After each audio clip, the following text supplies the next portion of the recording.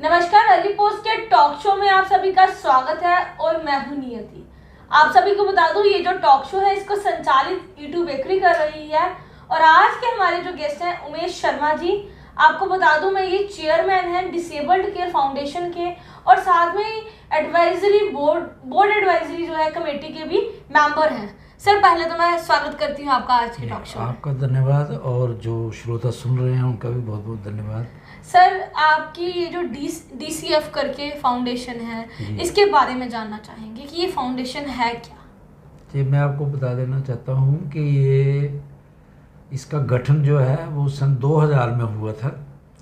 उसके पीछे जो मूल भावना थी वो ये थी कि 96 में मेरे घर एक बेटा पैदा हुआ, जिसका 99 में मुझे ये पता चला कि ये बच्चा ऑटिस्टिक है। ओके। और उसका पता चलने के बाद मैं उसको दिल्ली ले गया, सारा उसका चेकअप वगैरह करवाया, All India Institute of Medical Sciences. फिर वहाँ 1 महीना ट्रेनिंग ली, एक्शन फॉर ऑटिज़म, कि इन बच्चों को घर में कैसे संभालते हैं। और फिर मैं जम्मू आ गया वापस। तो उस वक्त जम्मू में कोई स्कूल नहीं था।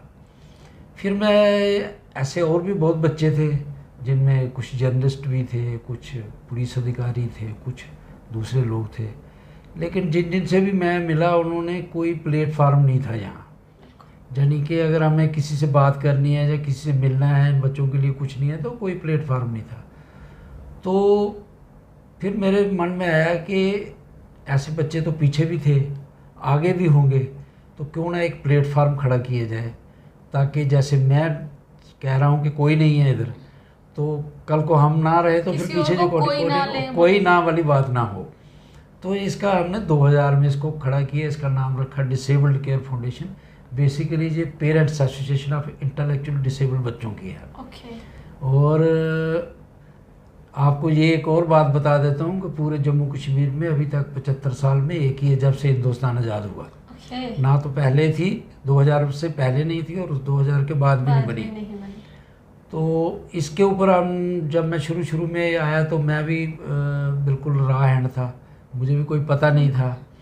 तो उन दिनों तो नेट वगैरह भी नहीं होते थे, तो फ़ोन से कभी एक से बात की, कभी दूसरी बार, तो छोटे छोटे पीसेस जोड़ के जो समझ आता गया और जो लोग बताते गए, वो करते करते हमने एक प्लेटफार्म खड़ा किया। और अभी तक हम 4 district disability rehabilitation centre, 2 Jammu division के लिए, 2 कश्मीर डिवीज़न के लिए जो है सैंक्शन करवा चुके हैं। इसी तरह कंपोजिट रीजनल सेंटर, वो भी एक हमने 29 करोड़ का प्रोजेक्ट है जो हमने सैंक्शन करवाया था जुलाई 2013 में। अब उसके लिए जहाँ एम्स बन रहा है बीजेपुर, उसके साथ में जगह मिल गई है और वो उसकी जो लैंड है वो उसको स्टेट एडमिनिस्ट्रेटिव काउंसिल ने भी पास कर दिया है। बड़ी जल्दी वहाँ काम शुरू होने वाला है। सर, मैं आपको एक क्वेश्चन पूछना चाहूँगी यहीं रोकते हुए। सर, इसके अंदर कुछ एक्ट्स होंगे, लाइक 98 का एक्ट होगा जो उसमें कुछ चेंजेस आई होंगी। तो 98 का एक्ट क्या था? एक्चुअल में क्या था, वो 98 का जो एक्ट था, अगर मैं उसके बारे में आपको बताऊं तो एक 92 में जनेवा में एक बीजिंग में एक यूनाइटेड नेशन की कॉन्फ्रेंस हुई थी, जिसमें पूरे वर्ल्ड के कंट्रीज़ आई थी और उन्होंने डिसाइड किया कि जिन देशों में डिसेबिलिटी पे कोई कानून नहीं है वो अपने देश में जाके कानून बनाए। तो 1995 में एक कानून बना जिसका नाम था right of person with disability, equal opportunity, protection of right and full participation act of 1995। और वही एक्ट जो था वो 1998 में J&K स्टेट में लागू हुआ बिकॉज ऑफ आर्टिकल 370। सीधा नहीं आ सकता था, वो लागू हो गया। लेकिन जब उसको लागू किया गया तो उसमें बहुत सी चीज़ें जो थी, जब वो ज़मीन पे उतरा तो उसमें बहुत सी चीज़ें थी जो थी नहीं, जैसे ऑटिज़म उसमें था ही नहीं। इतनी बड़ी डिसेबिलिटी थी लेकिन उसमें थी नहीं। तो फिर क्या हुआ कि एक जो स्टेक होल्डर थे या जो पेरेंट्स एसोसिएशन थी, उन्होंने एक आवाज़ उठाई कि भाई आपने इनको छोड़ दिया। तो 1999 में एक एक्ट और पास हुआ जिसका नाम था the national trust act 1999 for the welfare of autism, cerebral palsy, mental retardation and multiple disability. उसके अंदर ऑटिज्म को डिसेबिलिटी लाया गया। लेकिन वो एक्ट जो था वो हमारी स्टेट में लागू नहीं हुआ क्योंकि यहाँ आर्टिकल 370 था। तो हम जोर लगाते रहे उसके लिए, हमारी एसोसिएशन ने उसके लिए बहुत जोर लगाया और उसमें सन 2014 में हमें सक्सेस मिली कि उसका नाम J&K स्टेट ट्रस्ट एक्ट करके उन्होंने इसको बना दिया और इसके रूल भी फ्रेम हो गए। लेकिन 2014 से लेकर 2019 तक उसका एक बोर्ड कॉन्स्टिट्यूट होना था, वो नहीं हुआ। तो फिर जब 5 अगस्त 2019 को J&K रीऑर्गेनाइजेशन एक्ट लागू हुआ और 206 कानून जो थे वो यहाँ आ गए, तो उनमें वो भी था। उसके बावजूद भी 1.5 साल तक जो था नेशनल ट्रस्ट की ऑफिशियल वेबसाइट में हमारा नाम नहीं था। मगर यहाँ की कोई एसोसिएशन या कोई रजिस्टर्ड ऑर्गेनाइजेशन वहाँ जाके अगर अपनी रजिस्ट्रेशन कराना चाहते तो वो होती नहीं थी, क्योंकि वो पूछते हैं आपकी कौन सी स्टेट है, कौन सी यूनियन टेरेटरी है। तो फिर कॉरस्पॉन्डेंस शुरू हुआ और अल्टीमेटली वो तकरीबन 2.25 साल बाद वो हमने रिमूव करवाया। अब सर उसके बाद क्या नया इसमें आपको देखने को मिला? उसमें ऐसा है कि मैडम, उससे पहले हमारे जो ये इंटेलेक्चुअल डिसेबिलिटी वाले बच्चे हैं उनके लिए जहाँ कोई स्कीम नहीं थी, जब तक 370 था हमारे स्टेट में तो कोई ऐसी स्कीम नहीं थी। सेंटर वाली तब लागू होती है अगर ये एक्ट लागू करते, तो इन्होंने 21 साल उस एक्ट को लागू नहीं किया। तो अब जाके जब वो 370 टूटी तो वो एक्ट आ गया, अब उसकी 12 स्कीमें हैं। तो वो 12 की 12 स्कीमें जो है हमारी पूरी स्टेट में लागू हो जाएंगी और जितने बच्चे हैं उनको सबको फ़ायदा होगा। जो लोग सर अभी तक हुई नहीं है, 370 हटी थी 2019 में 5 अगस्त को, अभी तक उस पर लागू नहीं हुई।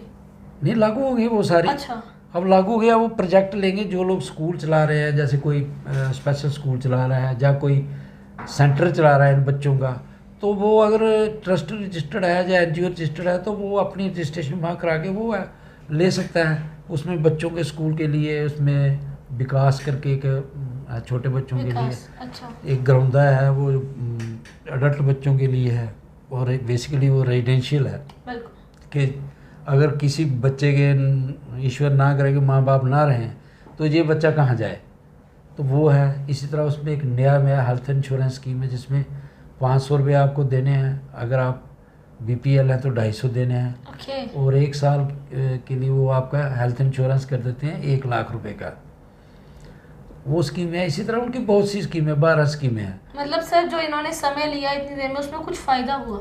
इसमें ये फ़ायदा जो इन्होंने लिया फ़ायदा नहीं हुआ। ये मैं कह सकता हूँ कि ये इग्नोरेंट थे।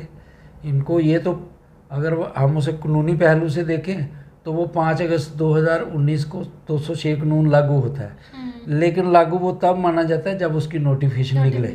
अगर उसकी नोटिफिकेशन नहीं निकले तो वो लागू नहीं है, लेकिन कानून की नज़र में वो लागू है। तो इन्होंने नोटिफिकेशन हमने साथ होकर इसकी भी निकलवाई और इसकी क्या कहते हैं right of person with disability act जिसमें 1990 एक्ट को जिसने रिपील किया है, उसमें 7 डिसेबिलिटी थी, इसमें 21 हैं। उसमें 3% रिजर्वेशन थी, इसमें 4%। थोड़ा सा कुछ फ़ायदा हुआ, उसमें 1% का फ़ायदा हुआ, लेकिन फ़ायदा उसका तभी होगा जब वो पूरी तरह ग्राउंड पर लागू हो जाए। उसमें तो डिस्ट्रिक्ट लेवल तक बोर्ड कमेटीज़ हैं, तो अभी तो हमने स्टेट लेवल पे भी नहीं बनी है। सर जब आप इन लोगों के साथ बातचीत करते हो, इनकी प्रॉब्लम का जो हल है वो आप निकालते हो, तो कितना अच्छा लगता है उस समय? मैडम एक फीलिंग आती है जिसको शब्दों में बयान नहीं कर सकते हम।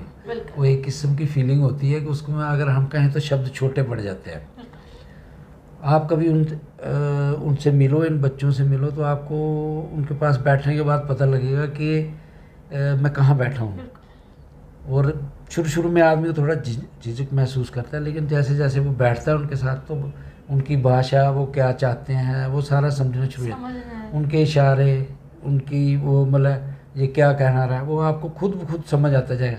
फिर आपको ये भी समझ आता है ये बच्चा CP है, ये बच्चा ऑटिस्टिक है, ये बच्चा डाउन सिंड्रोम है या स्पास्टिक है, वो आप खुद ही आपको ही पता चलना शुरू हो जाएगा। बट उसके लिए क्या है, उनके साथ बैठना पड़ेगा। अगर आप ऐसे बुक्स से पढ़ के और जाएं तो फिर आपको काफ़ी टाइम लगेगा। जब आप प्रैक्टिकली उनके साथ बैठो तो पता चलेगा। सर CRC की बात आपने ऊपर की अभी, हाँ। CRC है क्या, उसको थोड़ा सा एक्सप्लेन करके हमारे दर्शकों को बताएं। CRC मैडम ऐसा है कि ये एक सेंटर का प्रोजेक्ट है, कंपोजिट रीजनल सेंटर करके इसको बोलते हैं। ये पूरे इंडिया में 16 हैं। अब जब 2013 में जुलाई 2013 को जम्मू का वो सैंक्शन हुआ तो उस वक्त जम्मू वाला 8वें नंबर पे था। लेकिन मुझे दुख के साथ कहना पड़ता है कि सारी चीज़ें होने के बावजूद वो अभी भी ज़मीन पे नहीं है। अभी भी हम सरकार को बोल रहे हैं कि इसको रेंटेड बिल्डिंग में खोल दीजिए ताकि ये शुरू हो जाए। अब उसके अंदर क्या है कि तकरीबन 25 किस्म की सेवाएं ऑल सेक्शन ऑफ डिसेबिलिटी को एक रूफ के एक छत के नीचे मिलेंगी। मैं आपको छोटी एग्जांपल दूंगा कि जैसे एक क्रचेज होती है, उसके नीचे लगा होता है रबर, अगर वो निकल जाए तो जो क्रचेज के सहारे चलता है वो गिर जाता है, स्लिप करता है। बिल्कुल। तो इस वक्त अगर आपको वो लेनी है तो जम्मू में आपको कहीं नहीं मिलेगी। एक महावीर वाले आते हैं जहाँ रानी तालाब में, महीने के पहला जो हफ्ता होता है उसमें, तो उनको लिखवाना पड़ता है, तो दूसरी बार वो लेके आते हैं। तो अगर वो खुल जाता है तो उसमें ये हेयरिंग एड में अगर बंद हो गई, छोटी मोटी कोई प्रॉब्लम, वो सारी रिपेयर हो जाएगी। जो छोटी छोटी चीज़ें हैं उनको ट्राई साइकिल तो अब तो बंद ही कर दिए गवर्नमेंट, अब बैटरी वाले और दूसरे दे रही है। तो वो सारी चीज़ें जो होंगी उनको वहाँ से मिल जाएंगी, इंस्टेड के वो किसी कैंप का इंतज़ार करें या वो 1 महीना इंतज़ार करें। एक उसमें ये होगा, क्योंकि ऑब्वियसली बात है 1 महीने में कितना कुछ हो जाएगा। हाँ, अगर और 1 महीने का समय हाँ देंगे। जी, और उसमें दूसरा ये है कि उसके अंदर एक डिग्री कॉलेज होगा जिसमें डिसेबिलिटी के कोर्सेज चलेंगे। यानी कि अगर हमारे यहाँ 12 स्कीमें आ गई तो वहाँ लोग स्कूल भी खोल रहे हैं, तो वह जब आप प्रोजेक्ट लोगे तो वो पूछते हैं कि आपके पास ट्रेंड फैकल्टी है, तो जहाँ तो कोई है नहीं, श्रीनगर में था तो वहाँ लोग करते थे, अब जहाँ हो जाएगा तो जहाँ लोग करेंगे और इस फील्ड में आ जाएंगे। उससे भी इतना बड़ा फ़ायदा होगा। ये 29 करोड़ का प्रोजेक्ट है, मतलब उससे अनएम्प्लॉयमेंट भी जो है अनएम्प्लॉयमेंट भी तकरीबन, इसमें जो मैंने पढ़ा हुआ है उसमें तो बताते हैं कि तकरीबन 180 के करीब जहाँ प्रोफेशनल लाएंगे फॉर डिफरेंट सर्विसेज, स्पेशलाइजेशन जिसमें उन्होंने किया होगा, तो वो भी एक समझो एक एम्प्लॉयमेंट अपॉर्चुनिटी भी है। और जो सबसे बड़ी चीज़ जो हमें महसूस होती है वो ये है कि ये बच्चे पिछड़ गए, मतलब इनके लिए कुछ है ही नहीं कहीं कोई, मतलब मैं आपको बताता हूँ कि ऑक्यूपेशनल थेरेपी आप जम्मू में कोई नहीं ढूंढ सकते, कहीं नहीं होती, सरकारी अस्पताल में नहीं होती, प्राइवेट अस्पताल में नहीं होती। क्लिनिकल साइकोलॉजिस्ट पूरे जम्मू में सरकारी अस्पताल में एक साइकेट्रिक हॉस्पिटल में बैठते हैं। अब हमारे बच्चे को अगर सर्टिफिकेट बनाना है तो वो वहाँ रेफ़र करते हैं IQ टेस्ट के लिए, वो ऑलरेडी ओवर क्राउडेड हैं जो वहाँ पे काम कर रहे हैं, तो वो बेचारे अब उनका कोई दोष नहीं है, वो उनके पास टाइम नहीं है। तो मैं ये सरकार से कहना चाहता हूँ कि GMC इतना बड़ा हॉस्पिटल है हमारा मेडिकल कॉलेज, उसके अंदर क्यों नहीं है? बोर्ड हमारा जो लगता है वो लगता है गांधीनगर हॉस्पिटल और सरवाल हॉस्पिटल, तो वहाँ एक क्लिनिकल साइकोलॉजिस्ट दोनों जगह बिठा दो ताकि ये लोग उसी ऑन दी स्पॉट वो सारी चीज़ें हो जाए, आसानी हो सके, और जो बेचारे साइकेट्रिक हॉस्पिटल में बैठे उनके ऊपर बर्डन कम हो, तो लोगों को फ़ायदा भी होगा। अभी आने वाले दिनों में और क्या करने वाले हैं आप? अब मैडम अब हमारा फोकस जो है वो इस पहले तो ये सारी स्कीमें, और हम एक अवेयरनेस प्रोग्राम दे, जो हमें महसूस हो रहा है वो है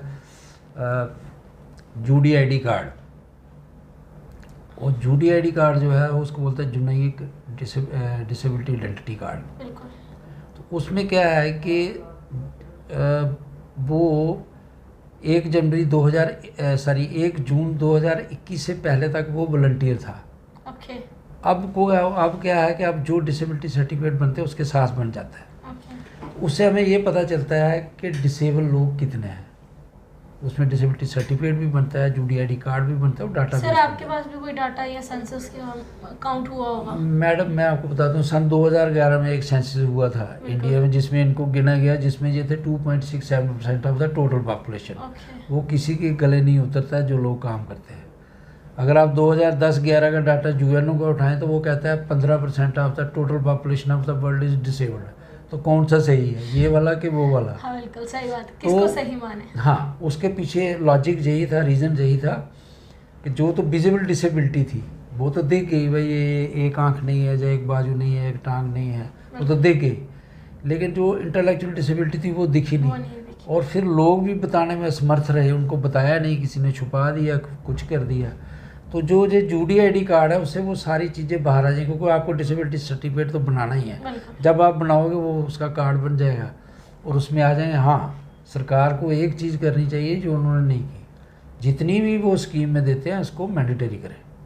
अगर वो उसको मैंडेटरी कर देते हैं तो हम एक्यूरेट डाटे के नज़दीक पहुँच जाएंगे, क्योंकि वो वॉलंटियर है, किसी की मर्जी है बनाए, किसी की मर्जी नहीं बनाए। मैं तो कहता हूँ कोई स्कॉलरशिप ले रहा है, कोई जॉब रिजर्वेशन ले रहा है उसके ऊपर, या फिर कोई पेंशन ले रहा है जो सोशल वेलफेयर डिपार्टमेंट देता है, उससे यूडीआईडी कार्ड मांगा जाए, उससे जब आप मांगोगे आपका डाटा अपने आप अपडेट हो जाएगा। Of course, आगे से जो आ रहे हैं उनका तो बन के आ रहा बन है के आएगा बिल्कुल। वो तो, लेकिन जो पीछे ले रहे हैं, जैसे इस वक्त 6 लाख के करीब आदमी ले रहा है, तो अगर 6 लाख ले रहा है तो 6 लाख आप देखोगे तो 1 लाख आदमी का भी यूडीआईडी कार्ड नहीं बना हुआ। बिल्कुल सही बोल तो अगर आप उसको मैंडेटरी करते हो तो सभी लोग जो सभी ले रहे हैं लोग वो आ बन जाएंगे।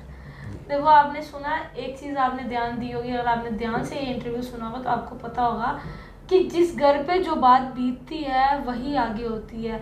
सर ने दिल से सोचा है, दिमाग से नहीं सोचा, क्योंकि इनके घर का जो बच्चा था वो ऑटिस्टिक जी ऑटिस्टिक था। तो इनको लगा कि आज मेरे घर पर मेरा बच्चा ऐसा हुआ है तो आने वाले दिनों में किसी और के बच्चे को ऐसा ना हो, अगर हो तो उसको इस दिक्कतों का सामना ना करना पड़े जो मेरे को करना पड़ा है। तो इन्होंने उसके अंदर एक डिसेबल्ड केयर फाउंडेशन जो है बनाई और उसके तहत ये काम कर रहे हैं, जो पेरेंट एसोसिएशन है, और लगातार करते भी आ रहे हैं। पर इनके मेन फोकस की बात की जाए तो ये मेन फोकस इनका सीआरसी पे है, ताकि इनका ये है कि ज़्यादा से ज़्यादा जो फ़ायदा है वो लोगों को मिल सके, बच्चों को मिल सके। क्योंकि जैसे इन्होंने ऑक्यूपेशनल थेरेपी की बात ही की तो वो बाहर जाके कराना पड़ती है, जम्मू में नहीं की जा सकती। तो क्यों ना हम जम्मू के वासी होने के नाते अपने जो ट्रीटमेंट है वो जम्मू में ही कराएं, और अगर इतना बड़ा प्रोजेक्ट खुला है तो उसको भी जो है आगे बढ़ाकर लाएं, ताकि जम्मू के लोगों को बाहर ना जाना पड़े। तो सर जाते जाते कोई अंत में मैसेज रहे आपका? मैसेज यही है कि सरकार से अनुरोध है कि जितने भी इनके प्रोजेक्ट हैं, चाहे वो छोटे हैं या बड़े हैं, उनको लगाए। जैसे मैंने सीआरसी अपना डिस्ट्रिक्ट रिहैबिलिटेशन सेंटर बात की, जो कठुआ में है, वो सन 2010-11 का सेक्शन है, वो आज तक खुला ही नहीं है। तो मैं जो हमने सेंक्शन करवा के लाया उसका कोई फ़ायदा नहीं है। हम ये कहते हैं, हमारा एक तो मैं आपको क्लियर कर देता हूँ सबको कि इसमें कि धरना प्रदर्शन पे हम यकीन नहीं करते, वो लास्ट है, जब कोई चीज़ नहीं होगी तो उसमें होगा। लेकिन सरकार से यही अनुरोध है कि जैसे सीआरसी है, अब 9 साल हो गए, 9.5 साल, 3 साल उसको सेक्शन कराने में लगे, 12 साल हो गए, तो उसको कम से कम एक रेंटेड बिल्डिंग में तो खोल दीजिए ना। वहाँ 2 सर्विस या 3 सर्विस स्टार्ट कर दीजिए। जैसे मैंने क्लिनिकल साइकोलॉजी की बात की तो वो कर दीजिए ना, से तो कुछ सही ही हाँ, होगा। उससे हमें ये हो जाएगा कि यार ये खुल जाएगा अभी, अगर वो, क्योंकि उसमें प्रोविज़न भी है कि जब तक इसकी बिल्डिंग खुद की तैयार ना हो तब तक इसको रेंटेड बिल्डिंग में खोला जाए। तो वो हम बोल रहे हैं, माननीय अपने एलजी साहब से भी हमने एक बात की है, उनको मेल वगैरह भी डाली है, कमीशन सेक्रेटरी सोशल वेलफेयर से भी बात की है, उनको भी मेल डाली, डायरेक्टर सोशल वेलफेयर को भी बात की, मेल डाली। और जो प्रदर्शन है वो हम इसलिए नहीं करते हैं क्योंकि हमें लगता है कि हमारी एनर्जी जो है वो उस तरफ चली जाएगी, जबकि हमें वो इस तरफ लगानी है। हम लिख रहे हैं, अगर वो उनकी सेंसिटिविटी है कि कोई लिख रहा है उसको देखते हैं या नहीं देखते हैं, लेकिन ये होगा कि अगर सर के ऊपर से निकलेगा तो फिर तो कुछ ना कुछ बोलना पड़ेगा हमें भी। और मैसेज मेरा यही है कि जितने लोग भी हैं जो इस प्रोग्राम को देख रहे हैं, वो इन बच्चों के लिए कुछ भी, हमारा एक स्लोगन है जिसको हम कहते हैं कि आपकी मदद इन स्पिरिट, मॉनिटरली और फिज़िकली, तीनों में से आप जो दे सकते हैं। हम एक चीज़ पे फोकस नहीं करते हैं।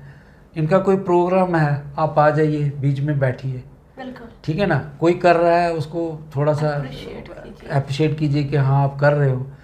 और कोई समझता है यार मैं आ भी नहीं सकता हूँ फिज़िकली, या मैं वो अप्रिशिएट, मेरे पास इतना समय नहीं है, वो पैसे की से कर सकता है।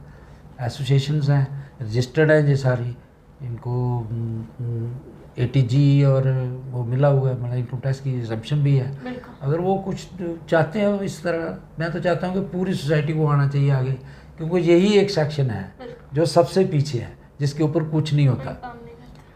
बहुत से लोग हैं यहाँ जिनके घरों में ऐसे बच्चे हैं, लेकिन सब चुप रहते हैं, पीछे रहते हैं, क्योंकि कितनी बार जाएंगे वो। तो मैं तो चलता हूँ, लेकिन बहुत से लोग ऐसे हैं कि वो 2-4 बार जाके फिर पीछे हट जाते हैं। बिल्कुल, जब आप बार बार जा रहे हो और आपको उसका कुछ साधन ना मिले तो फिर व्यक्ति चुप करके बैठ जाता है, वो पीछे हट जाता है और कहता है चलो अब हमें लगता है कि हमारी जिंदगी की बात है, पूरे समय में इसके साथ रहना है। तो सर की बात है कि इनका एक ही मैसेज है आप लोगों के लिए, व्यूअर्स के लिए, व्यूअर्स के लिए नहीं कह सकती, पर एडमिनिस्ट्रेशन के लिए इन्होंने ये कहा है कि सीआरसी को जल्दी से जल्द खोला जाए ताकि लोगों को फ़ायदा हो सके और लोग आगे बढ़कर आ सकें। अगर आप लोगों को कुछ लगता है तो अपनी राय कमेंट बॉक्स में ज़रूर रखिएगा और ऐसे और नए टॉक शो के लिए बने रहे अली पोस्ट के साथ। नमस्कार।